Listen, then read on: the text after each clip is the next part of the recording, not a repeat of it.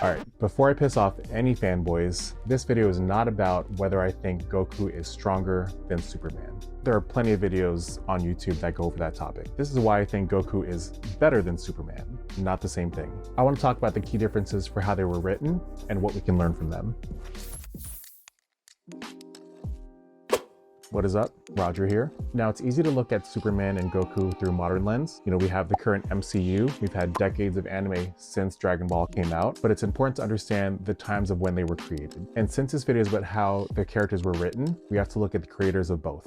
The character of Superman was created by writer Jerry Siegel and artist Joe Shuster during a time of great social and economic distress in the United States. The Great Depression was in full swing, and many people were struggling to make ends meet. Later in the 40s, Superman's motto was truth, justice, and the American way. I'll be the first to say that, in my opinion, Superman is extremely boring. He has very straightforward powers and a very straight arrow personality. But we have to consider that he was a very novel idea during the time he was created. We have decades of media and entertainment to compare him to, but he is very much a trailblazer in the American superhero genre. Dragon Ball was created by Akira Toriyama in 1984. Toriyama drew inspiration from the classic Chinese novel Journey to the West and created Goku as a fun-loving character with incredible strength, just like the Monkey King in the novel. During this time in the 80s, Japan was experiencing economic growth and a booming entertainment industry. Goku provided a symbol of perseverance and determination for Japanese youth during a time of rapid change and modernization.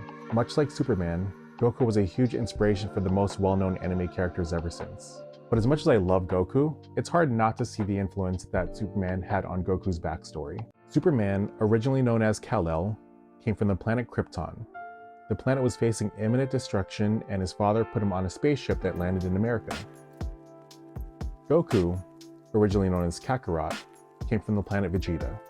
The planet was facing imminent destruction, and his father put him in a spaceship that landed in Japan.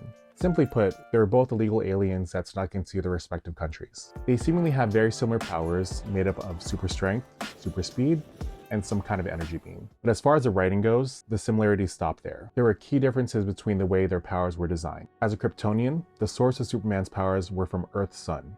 He basically landed on Earth and inevitably became the strongest in his universe. But Goku had to train to become the strongest in his universe. As a Saiyan, Goku was born with a more durable body and above average strength compared to the people of Earth. That's because the gravity of planet Vegeta is 10 times stronger than Earth's gravity. But the real key to Saiyan strength is that they get stronger through fighting and training. So if Saiyans wanted to be stronger fighters, they just fight a lot. And that might sound silly, stupid, and/or obvious, but I think that's a genius way to write their power. Saiyans have very fast recovery. So that, paired with their naturally durable bodies from the 10x gravity on planet Vegeta, they have the ability to train faster and more often, giving them the ability to rapidly gain strength. And I think that's just a beautifully simple idea that's super applicable to real life. If you want to get better at something, you have to keep doing that thing. Oh my God, I can't believe it! I haven't even gotten to the most interestingly written part about Saiyan powers. They get even stronger after defeat. There's a quote from Vegeta, the Prince of Saiyans, where he states, "You can bleed us to the brink of death, crush every bone in our bodies. It only makes us more powerful." And it may sound like a very obvious statement that doing something will make us better at it, but I guarantee that most people have trouble just getting started at the things they want because of the fear of defeat, fear of failure, or even just the fear of making mistakes and looking silly. But what you can learn from Goku is that defeat is something that can help you grow. And that doesn't just apply to anime. We see that exact lesson through real examples in real life. Imagine being a writer and having several of your books rejected by a bunch of publishers, and finally having one of the best-selling books in history. That's what happened to J.K. Rowling and Harry Potter. You ever heard of it? Or can you imagine an NBA player that got cut from his high school basketball team?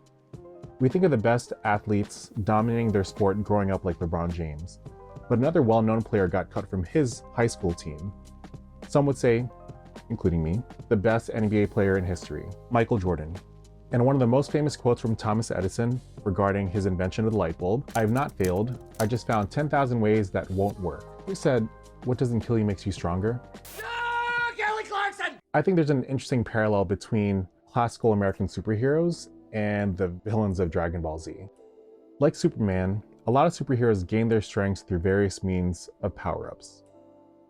Superman from the sun, Peter Parker from a radioactive spider, Tony Stark creating a suit, and Steve Rogers from the super soldier serum. In Dragon Ball Z, Cell would get stronger through absorbing people, Majin Buu got stronger through eating people, and even old school Vegeta, the Prince of Saiyans, wanted to take a shortcut to power by using the Dragon Balls after an embarrassing defeat by Goku, a lowborn Saiyan. But throughout the entire Dragon Ball series, Goku and the Z Fighters had an obsession for training. Akira Toriyama created Dragon Ball to show that strength is gained through experience and defeat. I think modern society and culture tends to stray away from negative experiences, but that's where the best lessons can be learned. There isn't a true shortcut to success. What we can learn from Goku is that something earned is better than something given, and I think that's a super valuable lesson. If you enjoyed this video, I encourage you to like the video, subscribe to the channel, and check out my last video. Until next time, later.